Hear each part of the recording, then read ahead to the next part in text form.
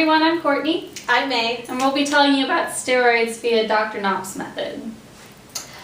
So to start with, every steroid has the same basic fused structure. They consist of 4 total rings. You will have 3 6-membered rings and 1 5-membered ring. So we have them listed here. All of them are fused together. So you have A, B, and C, which are 6-membered rings, and D, which is a 5-membered ring. These are all generally planar, and there sometimes are double bonds, anywhere from 1 to 2, if any at all. So this does make it a very rigid, planar structure.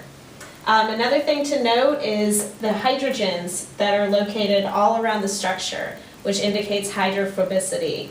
And then another characteristic that is always common is on ring A, you will have a hydroxyl group, which can also be changed to other kinds of functional groups. So as May just mentioned, there will be few, if any, double bonds, and these will change based on the type of steroid that you have. And what you'll never have is resonance or aromaticity, so you'll never have enough double bonds for there to be interactions so that the electrons can move around the ring. Another thing to note is that off ring D, you'll have an isoprene group, which we've drawn here. So what you'll do to connect these is just take a hydrogen off of your carbon and attach it to the carbon on ring D. And this group may have slight variations to it, again, depending on what steroid you're going to use. So now we're going to show you a couple examples of steroids that are commonly found in the body.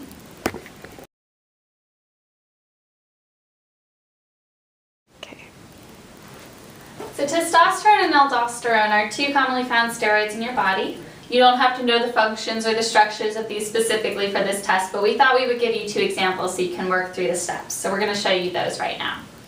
So if you recall from what we showed you earlier regarding the structure, so if you notice testosterone and aldosterone, they both have the same 4 basic fused rings together, A, B, C, and D.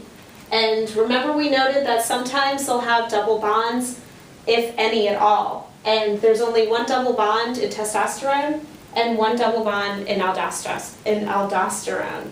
Another thing to note, what we talked about with the changes in functional groups, over here where the hydroxyl group on carbon A was, is now a double bonded oxygen. So we have the same thing that also occurs in aldosterone. Another key point to notice is we still have all of the hydrogens that are all the way around. That also verifies hydrophobicity. A couple of other things that do change with these structures is we add methyl groups on. So all of the changes that have occurred, we've highlighted in red for you. And for instance here, we have an alcohol group that's added, whereas it's just the hydrogens with testosterone.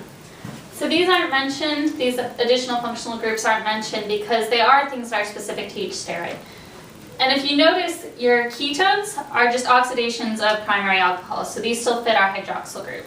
And like May said earlier, you've only got a certain number of double bonds, and these may be placed in additional places for other examples, but you don't have enough to have resonance. And as you can see, our isoprene groups have changed form slightly in order to create these specific steroids.